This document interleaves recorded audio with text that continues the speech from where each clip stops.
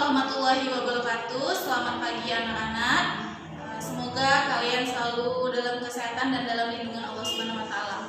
Nah, baiklah, pada kali ini kita akan masuk ke dalam materi baru, yaitu tentang perkembangan kerajaan Islam di Indonesia.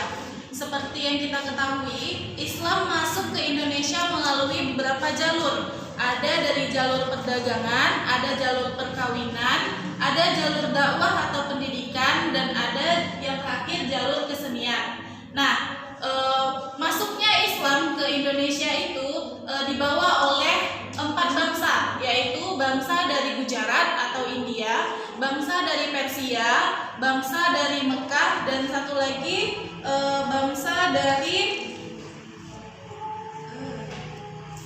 bangsa dari Benggala.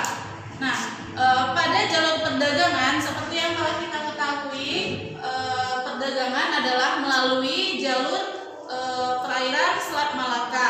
Nah, mereka para pedagang yang berasal dari Arab, Persia, Mesir, dan Gujarat itu datang ke Indonesia untuk menjual barang-barang yang diperdagangkannya, seperti buku-buku atau kurma dan sejenisnya.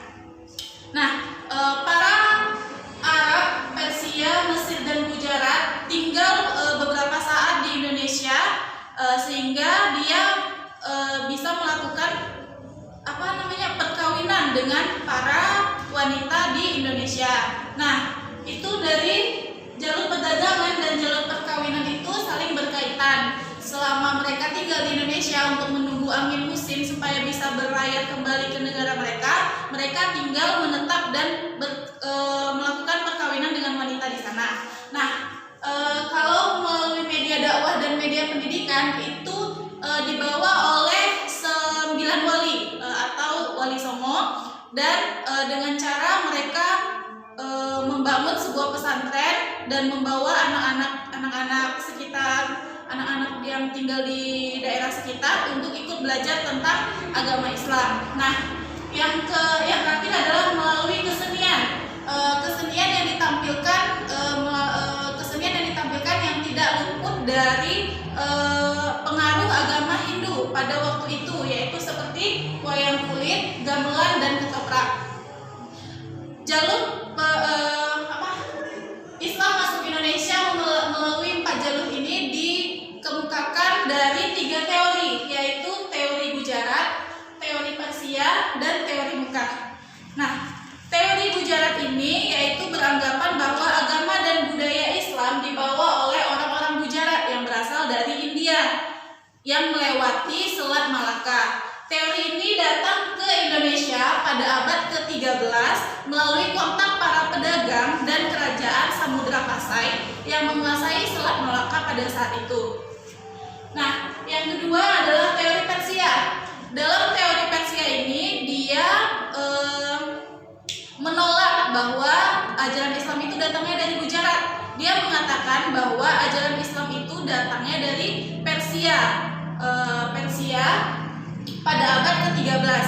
Nah, dia bilang Persia itu adalah sebuah kerajaan yang saat ini berada di negara Iran.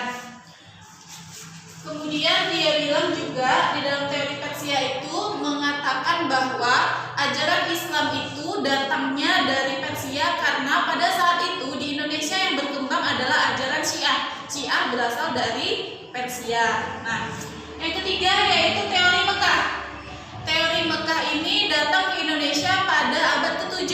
Jadi sudah bisa kita ketahui ya bahwa yang pertama kali datang ke Indonesia itu adalah teori Mekah. Nah, pada teori Mekah ini kerajaan yang berdiri pada saat itu adalah kerajaan Samudra Pasai. Nah, kerajaan Samudra Pasai itu menganut mazhab Syafi'i. Mazhab Syafi'i itu berasal dari Mekah. Ya, mazhab Syafi'i itu berasal dari Mekah. Nah, para musafir Arab pada saat di teori Mekah itu sangat mendukung persebaran agama Islam. Karena apa? Islam sendiri itu adalah sebuah agama yang kuat, yang datang dari Mekah. Nah, kemudian di teori Mekah itu ada perkampungan Arab di Barus, Sumatera Utara yang dikenal dengan nama Bandar Khalifah. Ya, Nah, selain dari kerajaan Samudra Pasai yang menggunakan mazhab Syafi'i, kerajaan Banten juga menggunakan mazhab Syafi'i. Nah, mungkin cuman sebatas teori masuknya Islam ke Indonesia.